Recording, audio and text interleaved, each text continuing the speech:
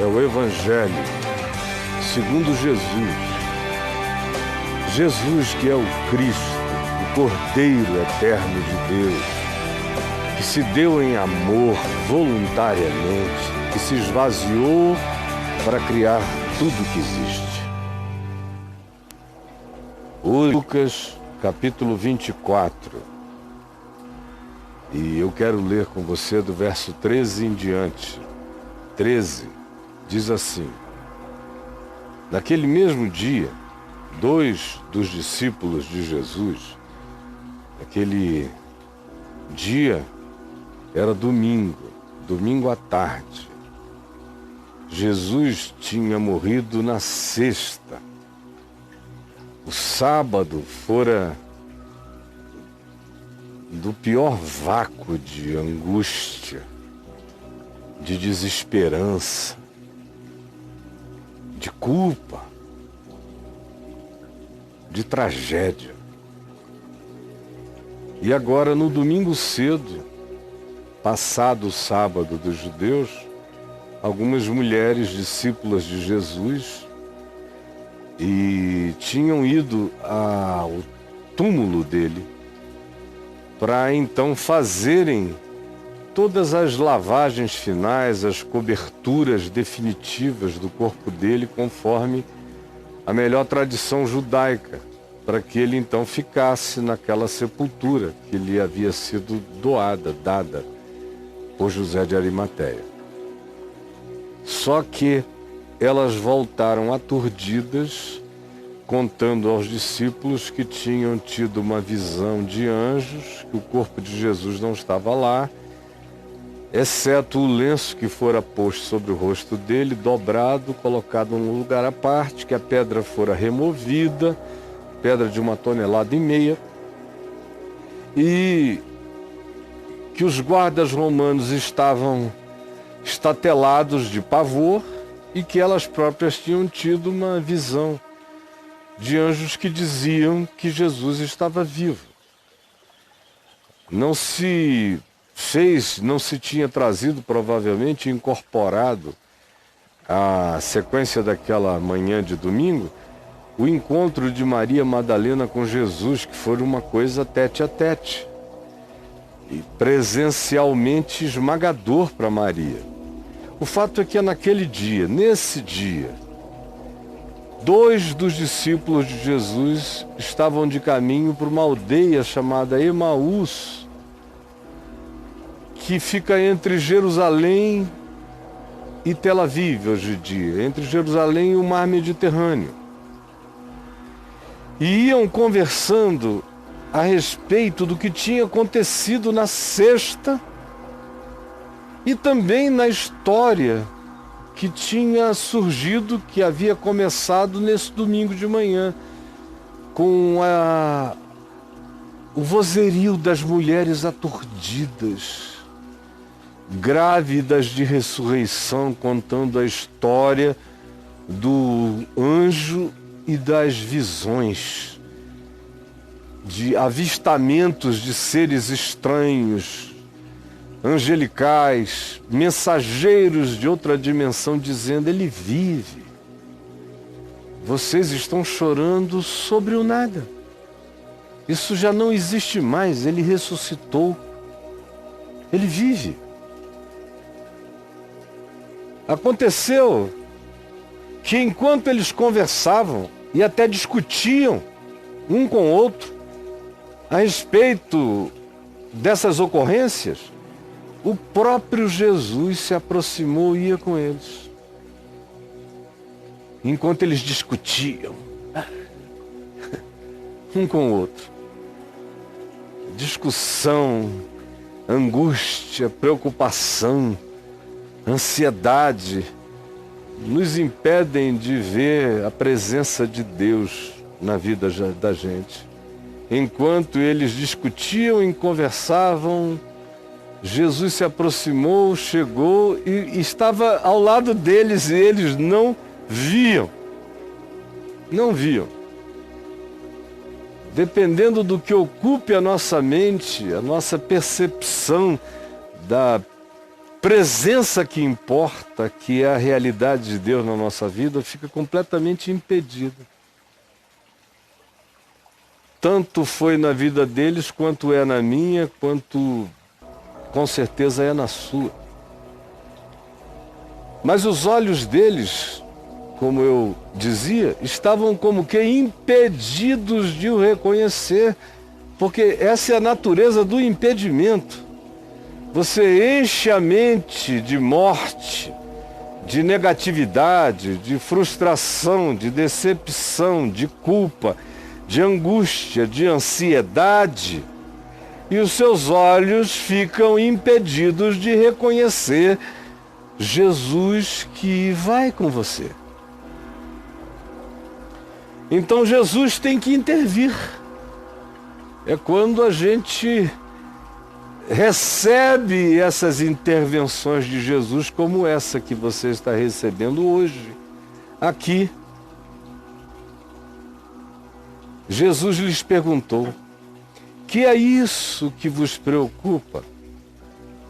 Preocupa, pré-ocupa, que vos ocupa de antemão. O que é isso que pré-habita vocês? Sempre é um pré-conceito de alguma coisa, um conceito prévio. É uma determinação de erigir o pensamento a partir de um certo fundamento. Se esse fundamento, esse pré-conceito é negativo, cria uma preocupação, vai produzir essa preocupação medo, ansiedade, angústia, expectativa, sofreguidão, frustração, depressão, pânico. Essa é uma sequência psicológica óbvia de como essas coisas progridem na existência humana. Por isso Jesus lhes pergunta: que é isso? Que é isso que vos preocupa? E de que ides tratando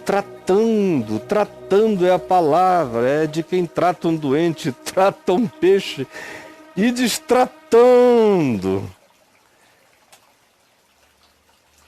À medida que caminhais, vocês vêm fazendo tratativas e vêm tratando de morte.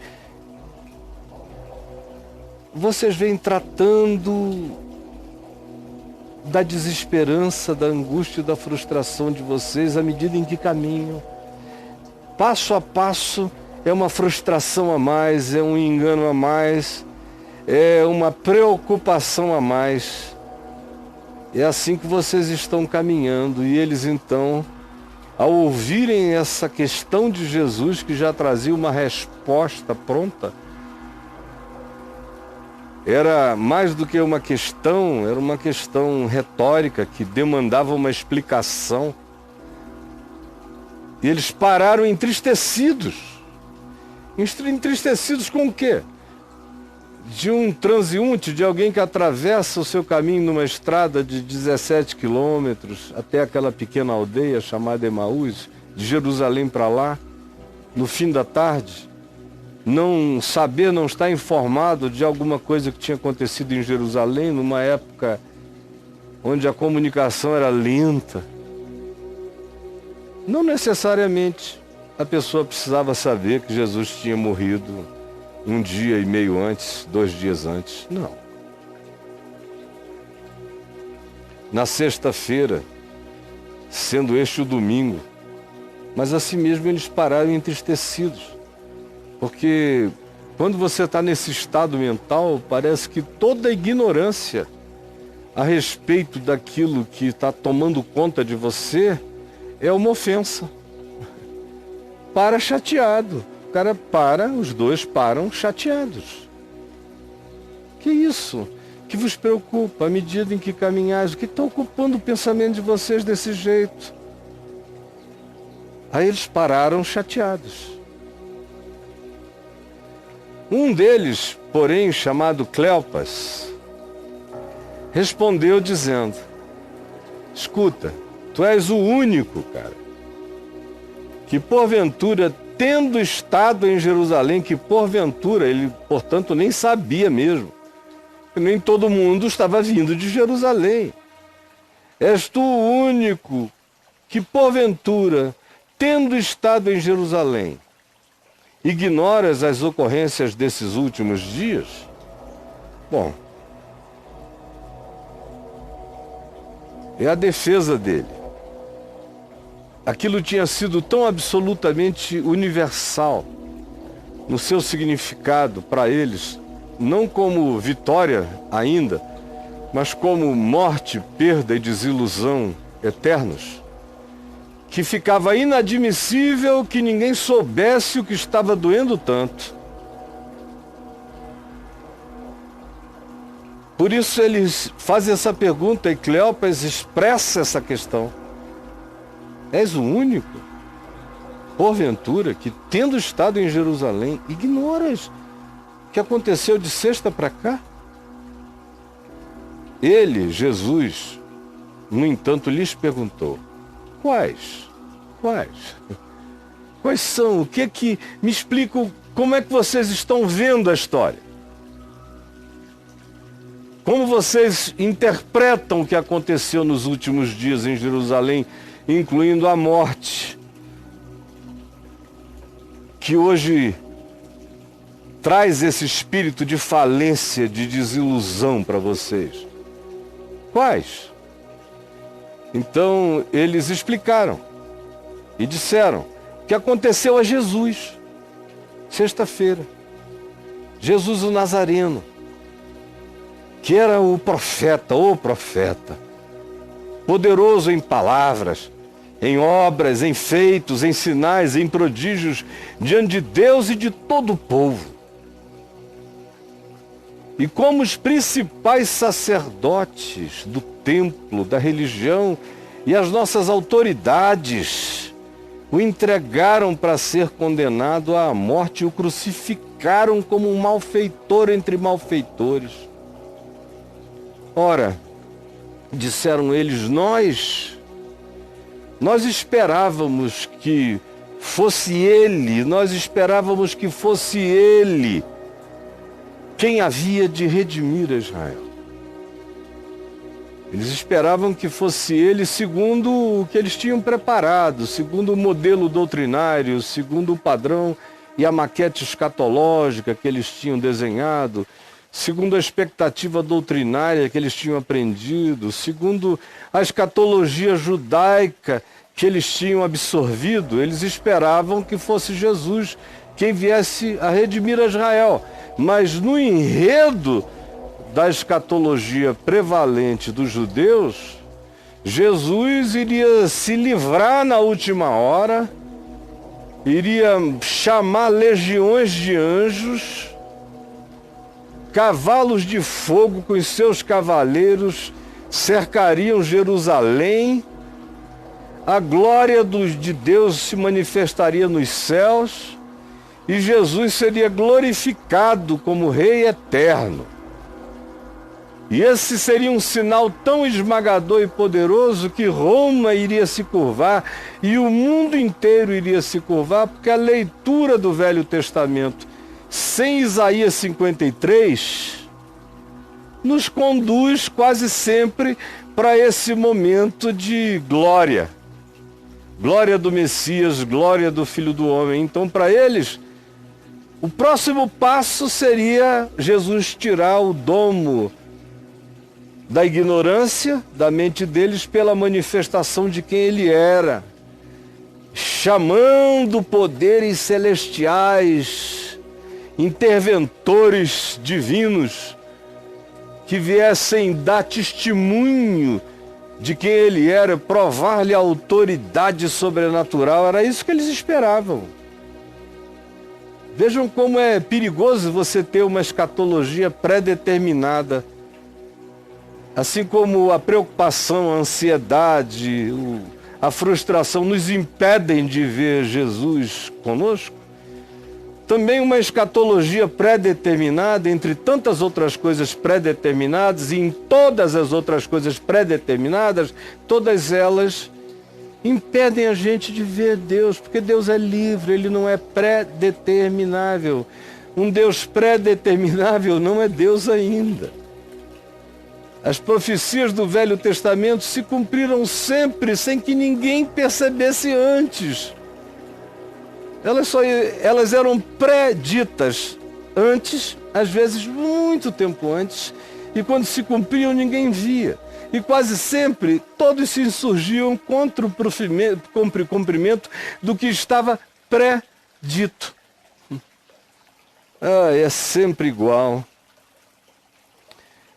Portanto, nós esperávamos, nossa escatologia estava bem definida. E ele era para nós, a quem havia de redimir a Israel, segundo a nossa compreensão. Mas depois de tudo isto, daquela morte horrível, do silêncio eterno daqueles sábados sem fim, esse já é o terceiro dia desde que ele morreu. E a gente está terminando esse dia com essa horrível e indescritível melancolia. Mas é verdade também que alguns, especialmente mulheres, algumas das mulheres que conosco andavam, servindo, nos surpreenderam. Hoje cedo, tendo ido de madrugada ao túmulo e não achando o corpo de Jesus, elas voltaram, dizendo terem tido uma visão de anjos, os quais afirmam que ele vive. Mas são mulheres que foram ao túmulo e voltaram. Não mudou nada. Nós estamos narrando isso, essa sequência histórica. Então, a visão mulheres, mas a visão do que aconteceu na sexta-feira, da desgraça toda daquilo, começou com a traição de Judas, nosso companheiro, a negação de Pedro, a persão de todos, a humilhação dele, a morte dele entre malfeitores. Acaba que quem ofereceu os últimos cuidados a ele já morto foram fariseus piedosos, Nicodemos e José de Arimateia. Então foi um tiro que saiu pela culatra, deu tudo errado. É uma coisa diferente, a palavra dessas mulheres que foram hoje ao sepulcro e disseram que anjos afirmaram que ele vive. De fato, eles continuam narrando. Alguns dos nossos, a sabedoria de João narra no Evangelho dele, no capítulo 21, alguns dos nossos foram ao sepulcro. Maria Madalena também foi. Está em João 21, João capítulo 20. Alguns dos nossos, Tiago, Pedro, João, provavelmente Maria Madalena, foram ao túmulo e verificaram a exatidão do que tinham dito as primeiras mulheres que chegaram. Mas ele mesmo não viram, o que deixa claro, portanto, que essa narrativa é exclusiva do Maria Madalena não. Se falou, entrou pacotes que tiveram uma visão. Realmente não tivesse ainda nem sido ouvida. É o primeiro encontro face a face. Depois eles disseram tudo isso naquele mesmo caminho. Jesus lhes disse: vocês são muito tolos, são nécios, são insensatos, são embotados. A palavra grega para nécios é embotamento da mente, da percepção. Vocês têm a percepção embotada, bloqueada, entupida. E além disso, como vocês são atrasados nos sentimentos, vocês não atualizam o sela fé, vocês ficam presos nas angústias do passado. Por isso são tardos de oração, tardos de emoção. Por isso vocês têm os sentimentos azados. O sentimento de vocês está preso nas ocorrências da sexta-feira e ficam fixados que todas as do domingo foram apenas ouvidas como narrativas de miragem e de fagoria. Ação para crer tudo o que os profetas disseram. Tudo. E aí ele faz sexo nele. Porventura não convinha que o Cristo padecesse, Isaías 53, para que então depois... Por que vocês quiseram pular toda a história do padecimento? Porque a alma de vocês não consegue suportar a realidade da história. Isso bloqueia o entendimento para vocês entenderem a própria Escritura e o espírito dela, o que os profetas disseram. A mesma angústia ansiosa, os mesmos medos que vão bloqueando todas as coisas anteriormente, impedem o nosso discernimento do que está dito e escrito, de certa maneira, de modo até óbvio. E ele, Jesus, começando pelo Gênesis, discorreu por todos os profetas, nos Salmos, e expunha-lhes a esses dois o que a seu respeito constava em cada livro da Escritura dos judeus. Como ele era o centro e como não havia Escritura que não passasse por ele. Desde o Gênesis e atravessando pelos profetas maiores e menores, e por todos aqueles que foram e eram considerados como profetas que tinham falado da parte do Senhor, e como Jesus e o Cristo desse padecimento e que voltaria na sua glória, era esse que se manifestava em Jesus. Expunha-lhes, abria o olhar hermenêutico deles, tirava o impedimento hermenêutico para que eles entendessem as Escrituras. Porque dependendo do pressuposto pelo qual você lê a Escritura, você não tem como entender outra coisa, a menos que Jesus se manifeste e se mostre a você ali. Porque as preconcepções criadas pelas nossas estruturas e doutrinações, a partir das Escrituras, se transformam em viseiras que nos impedem de ver o movimento livre de Deus na história. Quando se aproximaram da aldeia para onde iam, fez Jesus menção de seguir adiante na direção do Mediterrâneo, de Jope, por exemplo. Mas eles, os dois, o constrangeram. A palavra grega é a mesma que designa um estado febril, como se a gente tivesse o poder de fazer alguém ficar doente. Mas eles o febriaram, o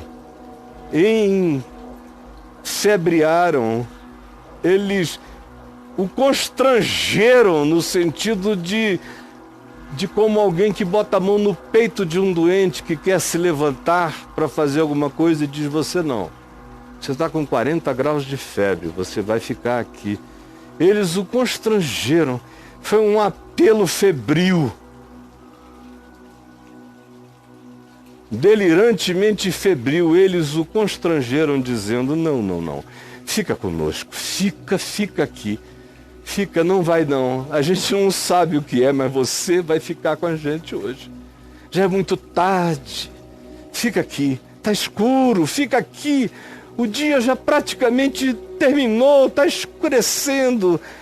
Os próximos passos que você der nessa estrada já trarão a escuridão da noite. O constrangeram, fica aqui.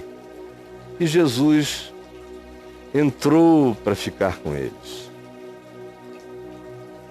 E aconteceu que quando estavam eles à mesa, Jesus tomou o pão, como sempre fez, e o abençoou em nome do seu Pai. E tendo partido o pão, lhes deu. E quando partiu o pão e lhes deu, se abriram os olhos deles. Sim, então se lhes abriram os olhos e eles o reconheceram. Esse estado febril denotava uma mudança súbita de percepção, de entendimento, mas que eles não estavam nem com coragem para admitir, não era possível que fosse verdade. Além do que, eles estavam começando a se perguntar, era uma questão epistemológica agora, começando a se perguntar a partir de que base eles poderiam admitir aquele conhecimento do absurdo. E Jesus tinha morrido com certeza, agora, ressuscitado com eles era também um outro absurdo. A mente humana está programada para rejeitar o absurdo. E eles entraram agora nesse conflito de tudo que eu tinha dito que se empilhara antes com esse choque do absurdo. E o nosso instinto de pressuposição racional diz que a gente deve guardar as melhores certezas acumuladas e validadas pela história e não trocá-las por fantasmagorias vindas de um eco de gente nervosa. O conflito se estabeleceu, só que agora eles foram atingidos por essa visitação e eles têm uma dificuldade enorme de fazer a sua admissão. Eles andam com ele, se internuram por ele, vão se cativando por ele, mas não conseguem enxergá-lo. Como psicologicamente muita gente no curso da vida vem fazendo essa mesma viagem.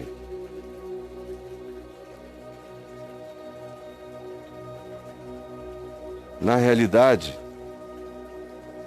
eles o constrangeram dizendo: fica conosco. Porque é tarde, o dia já declina, ele entrou para ficar com eles, e aconteceu que, estando eles à mesa, tomando Jesus o pão, o abençoou e lhes deu.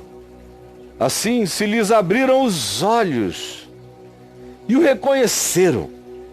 Mas na medida em que eles o reconheceram, ele desapareceu da presença deles.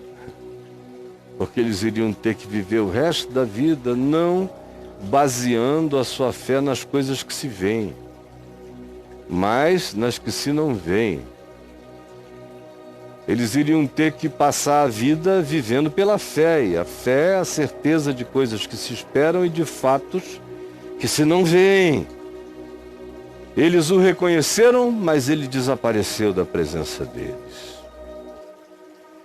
Então eles disseram um ao outro: escuta, quando ele começou a falar, porventura o nosso coração não começou a arder? O meu queimava, cara.